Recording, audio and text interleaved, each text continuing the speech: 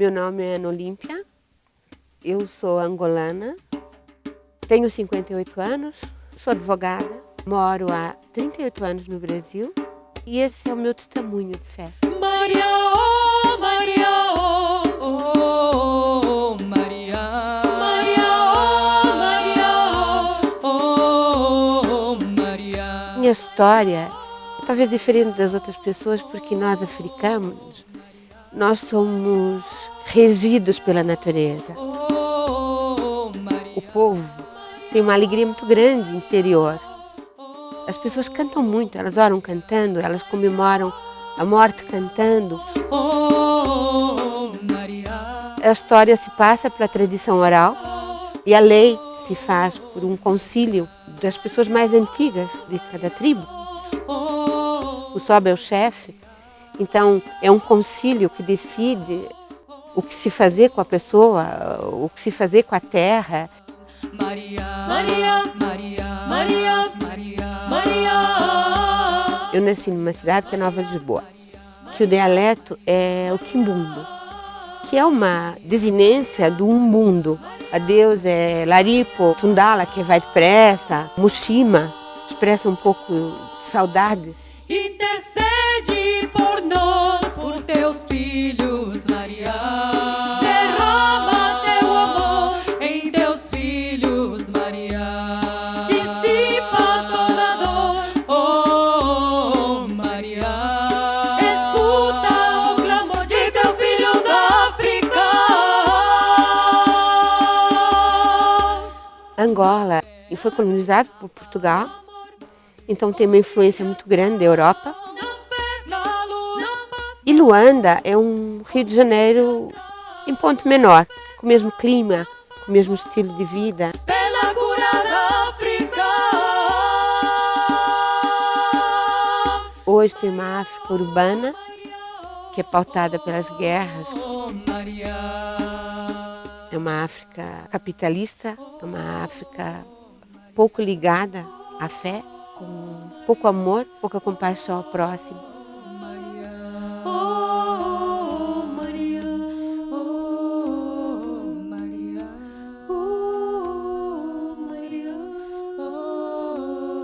Os meus pais foram os fundadores do movimento de independência da Angola. Então eu desde pequena, desde os meus 5 anos, convivi com esses processos políticos. E com 6 anos o meu pai foi preso político.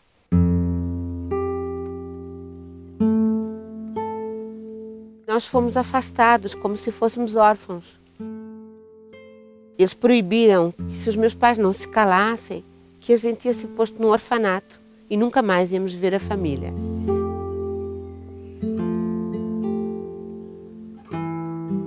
Esse processo culminou com a Revolução dos Cravos em Portugal.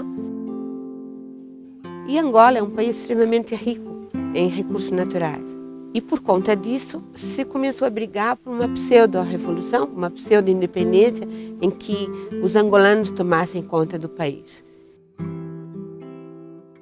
Angola foi tomada por legiões de mercenários, por conta dos diamantes, por conta do petróleo, das grandes riquezas naturais. As casas eram saqueadas, tinham milícias, então nós não podíamos sair.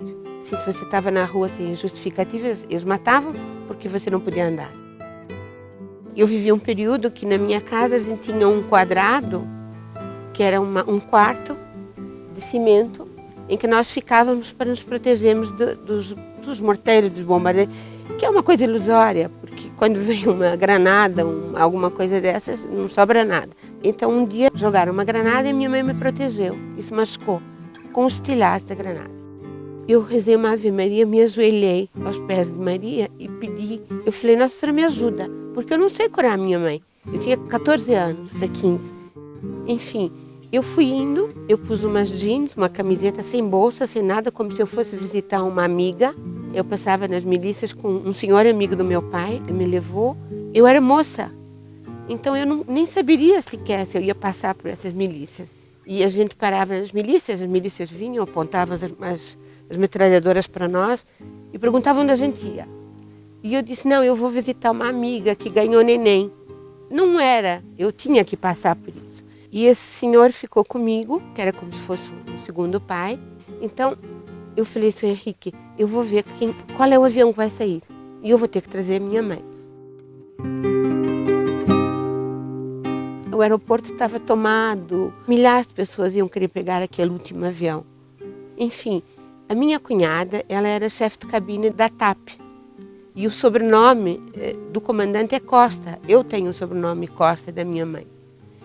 Então, aquele avião, que era o último avião, tinha o comandante Costa, que era meu amigo, e que disse assim, você vai pegar a sua mãe e trazer, e vocês vão viajar escondidas no cockpit do avião, como sendo minha família.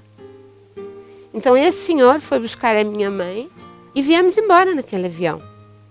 E foi o último avião que saiu.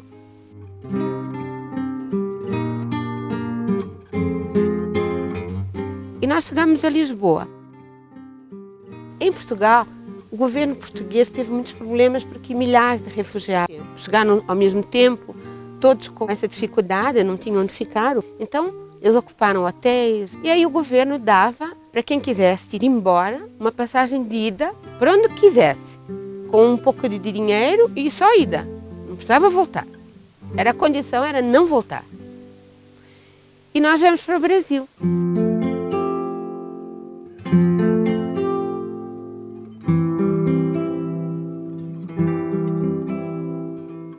Quando a gente vive na guerra, a gente vai construindo esse templo interior. Então nós não temos mais casa, só isso. Esse é o nosso templo, dentro do nosso coração.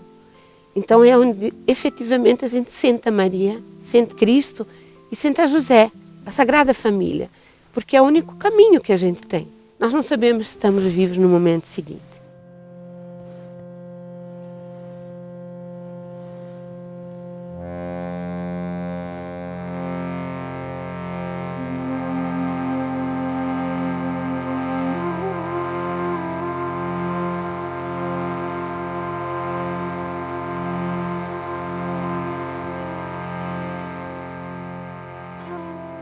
E nesse período, o que me regeu foi a fé.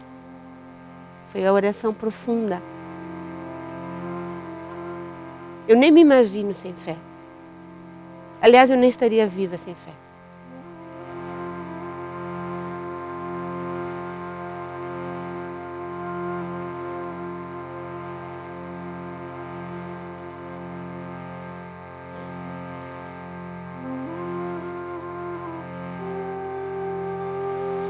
E quando eu estou assim profundamente aflita, eu faço a Ave Maria. A Ave Maria é a oração, a vida inteira me acompanhou. E é a oração que eu acho que todos nós, mesmo que a gente perca o norte da cabeça, se esqueça do mundo, se vire gaga, a gente não esquece a Ave Maria.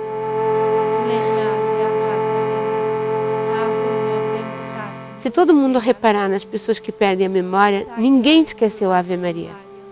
Nunca. Pode esquecer quem é o filho, quem é a vida, o que fazia.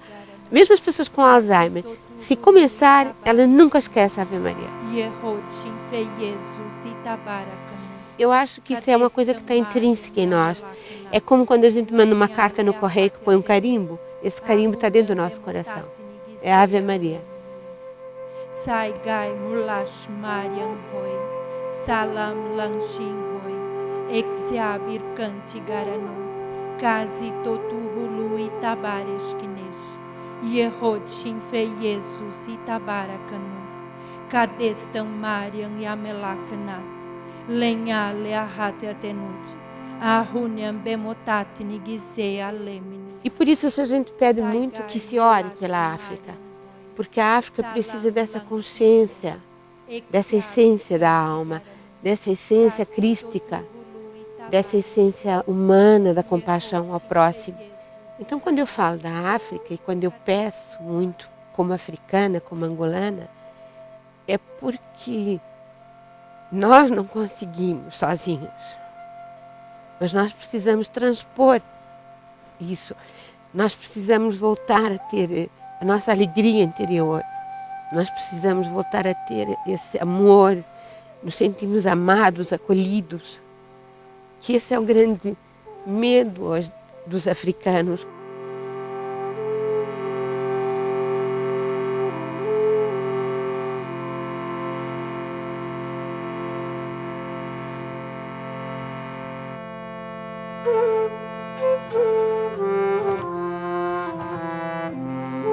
Todas as guerras hoje, ainda que tenham um chamado pretexto religioso, de independência, se nós formos ver na essência, não a tem. Todas elas são guerras de poder. E quando entra o poder, não entra o bom senso.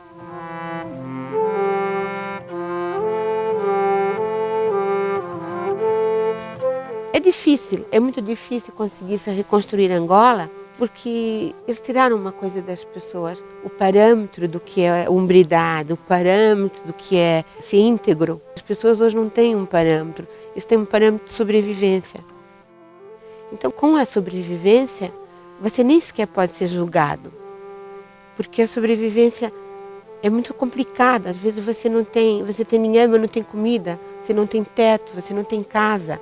Então, nós não podemos julgar as pessoas, mas isso precisa ser reconstruído na alma de cada pessoa que mora lá.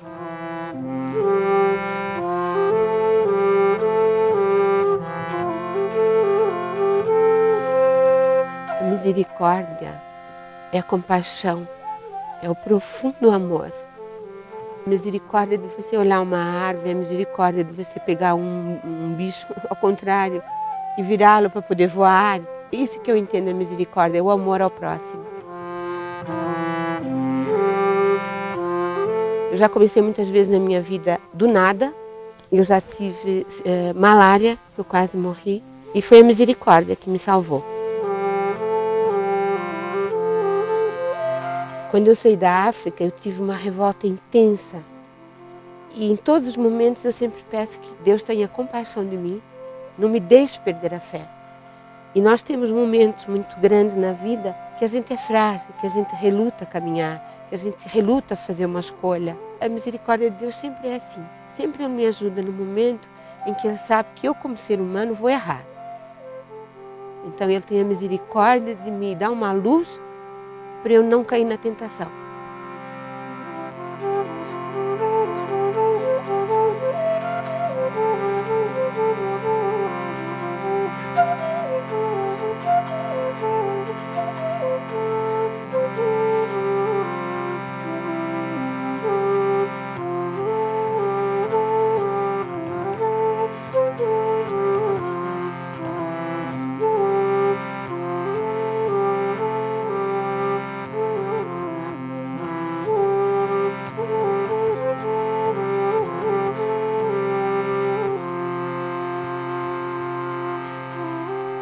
Ó meu Jesus, ó Cristo meu, repara cada coração na fonte da Tua misericórdia.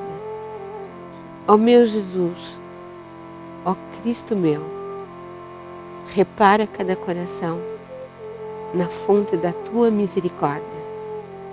Ó meu Jesus, ó Cristo meu, repara cada coração na fonte da Tua misericórdia, porque eu acho que é ali que a gente repara tudo.